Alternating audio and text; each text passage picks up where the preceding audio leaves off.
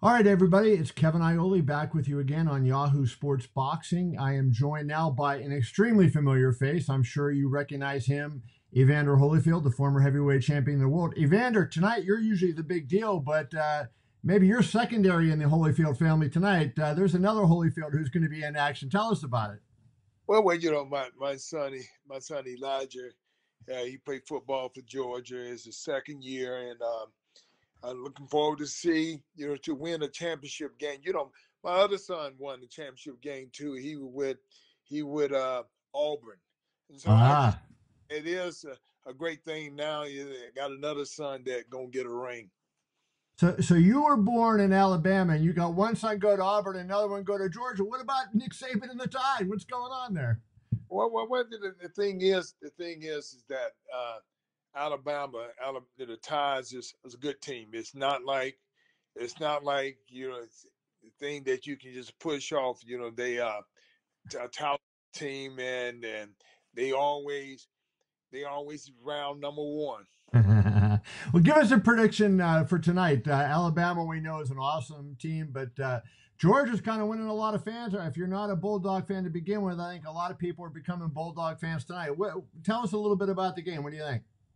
Well, after the Georgia's a complete team. I think that what makes Georgia so great this time because they got a balance of both. They got a lot of young guys and they got some guys with some experience. And so I'm telling you, and I think and with the running back they can shift gears. They got the guys that never been hit and the guys that able to take the chance that's necessary to be good. And the defense is playing great because I think life. They got about 40 some points last game. Well, but even though that was that game, that particular game. But as long as you can match them, because I'm telling you, your offense become your defense sometimes. But now they can hit sometimes. I don't know what happens sometimes. Sometimes I've seen where that I said, man, they just ain't wrapping their hands around what is this basic stuff that hitting the guy you because they find out, them young people, if you hit they got great balance. So because they got great balance, they got great balance. They they able to. You think you knocked them down? They put their hand on the ground and they scoop from the ground Keep and moving. 5 or 6 more yards. That's amazing. Well, hey, before let's get into boxing, I want to ask you one last thing. There's been a lot of talk in football about concussions and everything going on. With your sons playing football, is that you fought so but is that a concern because we're in boxing, you get a concussion, you wouldn't fight for 6 months or 9 months, and in football, there's always a game the next week. Are you concerned about that for your boys? Well, the thing is that I think concussion. A lot of these things come from just doing the proper thing. I'm like a big part of a concussion is you being able to see what's getting ready to happen. Actually, because anybody get a concussion, you ain't paying attention. Somebody knock you out. You got to pay attention. You have to be focused at all times. And like that, you know, you know, I'm into praying, and so I think this prayer itself just helps you out. Doing something that's happening that you're not even doing yourself. That you praying for protection for everybody on the team. Well, speaking of, you're doing more than just praying to help boxers because I know as a promoter, you're into. I'm going to talk to you a little bit about promoting boxing, but your company, Real Deal Boxing, which has a show January 26th in Philadelphia, they are partnering with Medical Arts Radiology of New York City to try to help boxers prevent concussions and prevent other brain damage. Tell me what you're doing and why you decided to do this. Well, it's good. For one thing, protection is good. And the fact is, it started off with the individual himself. Got to realize that your body is your company. You can't. You just hopefully they wouldn't be losing too much weight. That's because you got people. You got a lot of small fighters who they whole life think that they ain't gonna gain 10 or 15 pounds. And I think that when when you bring a medical force in there, and when people start realizing you're losing too much water. So when you ain't got enough water, so you ain't got enough cushion for your brain, you get hit. You Right. in a compact sport, but you got to learn to be able to fight guys that's the same size. Everybody looking for advantage. Right. You lose all this weight, then all of a sudden you get in halfway in fight. You don't have the stamina. You don't have the fluids and all this and stuff. And I think that's one of the big reasons that that made me do real good as a cruiserweight. Because you know what? I had guys coming out for 20 pounds to fight me. Right. And I knew I was going to beat the daylights out of when they lose 20 pounds.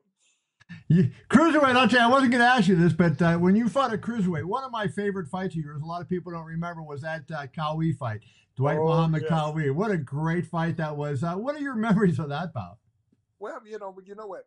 That actually was my toughest fight out of Really? all the fights because you're talking about a guy just graduating into professional, and on his 12th professional fight, he got to go 15 rounds. Never been number 8, but I Yeah. got to go 15. Double the length. So the big thing was that I was in great shape, and I think that the biggest thing that worked for that fight is my conditioner trainer, a guy named Tim Hallmark. Yep. And so the Duvas them gave me to him for that particular fight, because the whole big thing, they didn't think I was gonna win. They didn't think to win because they knew that conditioner wise, I just wasn't there yet. But because if they was in a no losing situation, because we were both promoted by the Duvas. Right. By They're going to have the champ no matter what. Yeah, that's it. They're gonna have a guy that was tough and all this, but uh, well, Tim Hallmark, the conditioning, he had me doing some things I'd never done before, and it worked. And from that point on, I kind of believe my career was built because that guy there, with all his training methods, were different.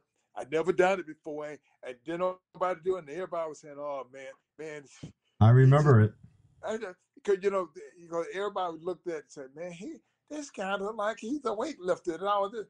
But Hallmark, he specialized in conditioning, and so all the things that he did worked, and which allowed me to move up to a heavyweight division and to even beat bigger guys, because this was all about agility, being the breathing. This man checked my heart rate and stuff all the time. You know, get my heart rate up to 180 and bring it back down within 30 seconds. I could get it back down to about 140, 150. I'm telling you, he did great things, and I think because I believed him, because the point of the matter, the reason why it was so easy to believe him, because he did it with me. Right. Because ain't nothing like somebody telling you to do something, but when they do it with you. And so I was so competitive, he go do it with me, and I was like, I'm going to do it better. That's it. Evander, one of the sorry, everybody, we lost Evander there. We had a little breakup, but we are back now. We'll finish our interview. You were talking about Tim Hallmark, and I'll ask you one more question about that, because you talk about your conditioning, and you were known throughout your career for great conditioning. That Riddick Bowe fight, if ever Tim Hallmark's work came, that first Bowe fight, you were in so much trouble. I thought, well, Bowe knocked you out. You're done and gone. And you came back in one of the great rounds in boxing history, round 10. Do you attribute able to finish that fight and do what you did in that fight to Tim Hallmark's work? Of course, I'm talking about that conditioning. The thing is that in this condition workout, you have the days that you had to be uncomfortable. He said, this is a training session, but uncomfortable. We're going to be uncomfortable. This is how you're going to feel. Like this. And he said, because, in a fight, this is what's going to happen. And, so when you don't panic because you get knocked down, because, for one thing, I get knocked down, but the guy kept hit. It's amazing. Like I talked to Riddick Bowe about that same thing. I said, you know what you were doing? I said, you hit me in the back of the head. You're a cheater, man. But the point of it, he said, but they didn't warn me. But it was a great fight, As it but was. because of that condition, I was able to make the recovery. Evander, with your Real Deal Promotions that you're starting, I know you have a show coming up in Philadelphia, and I'm going to ask you to tell me about who's on that show, and I want to talk about your tournament you have going. But I want to ask you a question that I think all fighters who go into promoting face, and that is this, that you are a bigger star than any of the fighters that you promote. So when you go to a town, most of the media wants to talk to you because you're one of the great heavyweight champions. You're a Hall of Famer. They want to talk to you about your career when Tyson bit your ear and all that kind of stuff. How do you make it? Because to build stars, you got to talk about them. How can you do it? Sugar Ray Leonard had that problem, and I don't know that he ever solved it. How do you overcome that? Well, the thing is that I'm able to tell people I became who I am. I became who I am because somebody else talked about me. I'm like, my whole thing is when I come to my fighters, I'm able to tell my fighters this: look, I done it. So if I tell them I done it, they believe it. They say, well, you did do it. And I say, look, I say, this is how I done it. I said, people talked about me all the time, say I was a square. I said, well, you know what? And I said, I was. And I said, I wasn't trying to change. And I said, I became good because my mama told me, she said, son, I made all the mistakes. You don't have to make the same one. If you are gonna make mistakes, but don't make the same one. So the whole big thing is I told everybody I took care of myself. I said I didn't drink, I didn't smoke, and all this and stuff. I said I took care of myself. I said you know what I said when the fight started. When you first look at your opponent. I said that's when the fight started. I started looking at to see what his shortcoming is and how it gonna benefit me because what this guy do, how this guy act, what he do. I said, these are the only things that you have to take as being a fighter. I said, when you meet people, you sit here. I said, you're looking for every advantage that benefits you. I say, but the most important thing is that when you make mistakes, you helping your opponent. And she said, and a lot of people don't even realize that. Right. When you're making mistakes, you're helping your opponent. You helping your opponent win. I Yeah. said, I said, I was a fighter that I knew how to box. I knew how to box. I said, I knew everything about measuring distance. How can I hit that guy? But what do I have to look out for? I said, I threw a lot of combination. I said, but the ultimate thing that allowed me to be the person who I am, my mama told me this: never let nobody outwork you. Say if you outwork a person, 99.9% of chance you're gonna win. And you And I did. said everybody that I outworked, I beat. Yep. I said, And but the age will creep up on you. When the age creep up on you, and you still say, man, I I hustle. I hustled. Got through more punches. But like they say, youth is your strength when you're young, but wisdom is your strength when you get older. And exactly. so you got to know how to play both of them to your advantage to be the very best. Well, let's talk a little bit about your wisdom. You're putting together a tournament, 140-pound tournament, isn't it, for a WBC title? How did that come about, and what fighters will be in this? Well, actually, the fight it came about because Jose Suleiman he wanted a tournament. He before he passed he wanted to every weight division to have tournaments to get people in the ranking to give the fans an opportunity to know what's coming. And I think that was the whole big thing about the squad and from 1980 from 1984 to the 2000. Reason why boxing was so excited is because everybody know what was coming. They seen all the guys in the Olympics Doing, yeah. and they so when people have something to look forward to, they tend to pay more attention and it's obvious they spend more money too if they know what they get. And so I think with these tournaments that we'll be putting on, we putting on these tournaments to let everybody know that how many people in these weight division we gonna have all these people. We're gonna have them all fighting up. Then you'll find the number one guy, but you'll find somebody else in there that at any given time styles make fights. So the whole big thing with me, about boxing is trying to get people to see, style really do make fight. Right.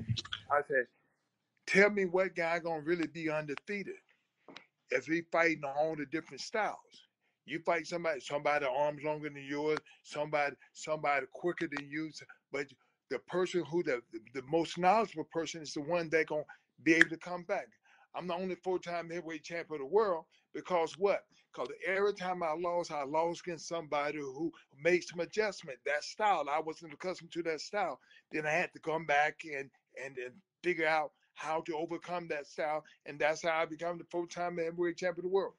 Mayweather must have been pretty good at adjusting to that because he fought every style I can think of and ran the table.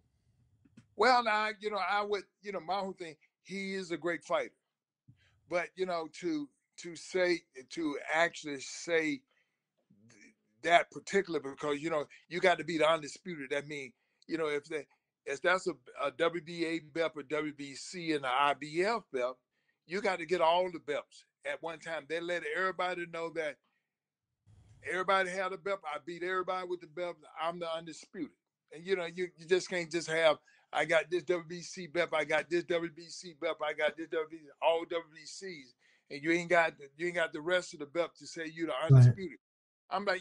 I'm like, just think about with Lennox Lewis, Mike Tyson, all these guys. Everybody want to be a champion.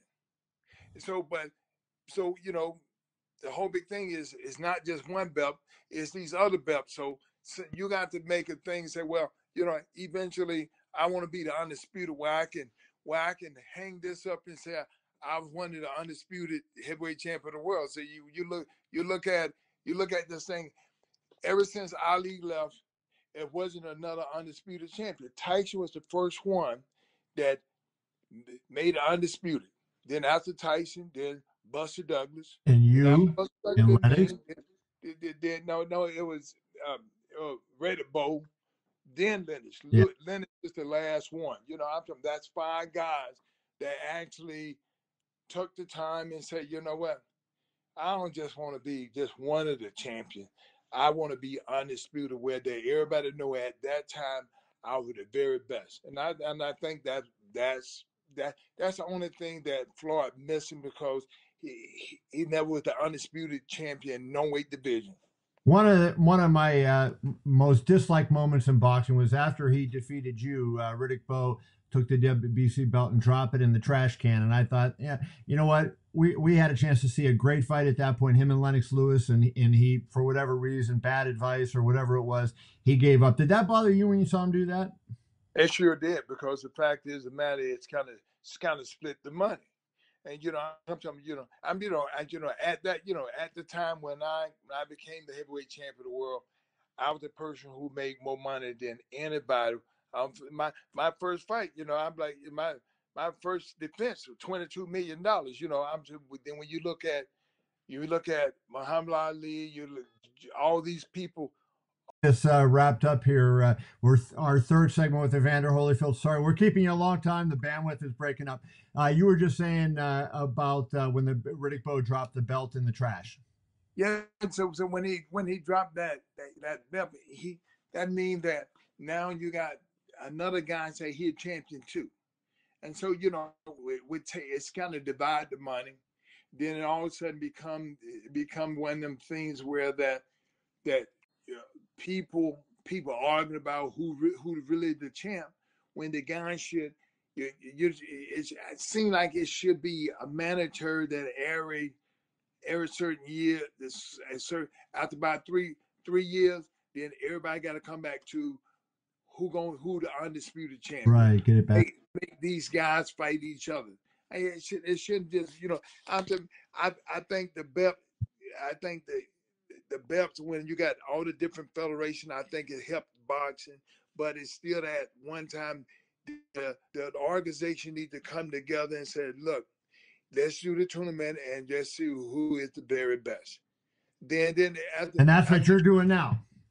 Yeah, I'm seeing that's the most important thing. The thing is that the belts, all the different organizations do give people an opportunity to make a lot of money. Right. And at some point in time, it got to come down to who the best are the best, who is really the real deal. Like that's what it's all about. And that's Who the is the real deal real right deal? there. Well, when is the tournament? When does it start? And what TV is it going to be on? Well, you know, right now it's hard for me to just come out and just say something. 'Cause you know, I don't want to put us in a bad situation by what I say because Okay. I hadn't got all the note everything together to say it properly. That I don't want to Well, we'll cause have no. details on the tournament coming up. That's not too long. Last question for you then. You have your show on January 26th. You have your main event there in Philadelphia at a casino in Philadelphia. Well, the thing is that you know what, when we bring the fights, we have our very best people, and people see a fight. People don't know who gonna win, because people want to see boxing. They want to see people giving their best. And I have a lot of people have told me, they say, Evander, you know why we like seeing you? Because we know there's going to be a fight. We want to see somebody to do something that we wouldn't do. Fight. Like If you said. boxing had a lot more Evander Holyfields, it would be the most popular sport out there. But I lied. I said last question. Let me ask you this as last question. You were at the Joshua Klitschko fight, and I thought that was a great performance by Anthony Joshua. In my mind, he's probably the biggest star in the sport right now. How do you think he matches up with Deontay Wilder, and who would you pick if they did get together for all the marbles? Well, and the thing is that, you know, you, both fighters have the things that they do real well, and they got the thing, Deontay may be the less experienced fighter that been a champion so long, but what he have confidence. Here's a guy that that the thing that he do it real way. He got quick hands. He throw that 1-2, and I think at any given time, if a person don't watch out, he hit you with that 1-2. But I still know that to be a great fighter, you got to be tested. And I'm in the fact of the matter. Anthony Joshua, that fighter that pedigree. That he been in the game. He became the very best amateur fighter. He won the gold medal and all this. So he bring a lot to the table. But I do believe at any given time, what's it called? He can knock anybody out. I'm talking Wilder. as thin as his arm is, he throw it a quick right, and so and he's not afraid to throw it. I like his confidence. I like his confidence in because I actually felt that if you get the proper people, he can add more to his thing. But I think that when he fight Anthony Joshua, I think after the fourth or the fifth round, then it changes because you know what, the youth is your strength. But I think Anthony Joshua is just a more complete fighter. He been tested.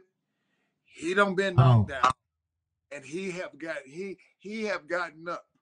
Now the point of the matter is that everybody eventually gonna get it at some point in time. I don't care who you are. Yeah. You eventually gonna get it. And now what's gonna happen? Can you get up? I'm telling you, that it takes confidence. And they have a couple fighters who never been knocked down. But them were guys that got hit all the time anyway. Right. Just had hard heads. Well, Evander, it's great stuff. I appreciate you very much. Maybe when the Joshua Wilder fight is made, we'll have you back and we'll do a little talking about how that fight will actually go. Yeah, because I think it'd be a great fight. But it's just as the fighters who make the decision what they do that night. Well, I wish you best of luck in your career as a promoter. Also, I wish Elijah the best of luck tonight to get that national championship ring. Go Dogs. Oh, go Dogs. Thanks, Evander. Be well. And thank you.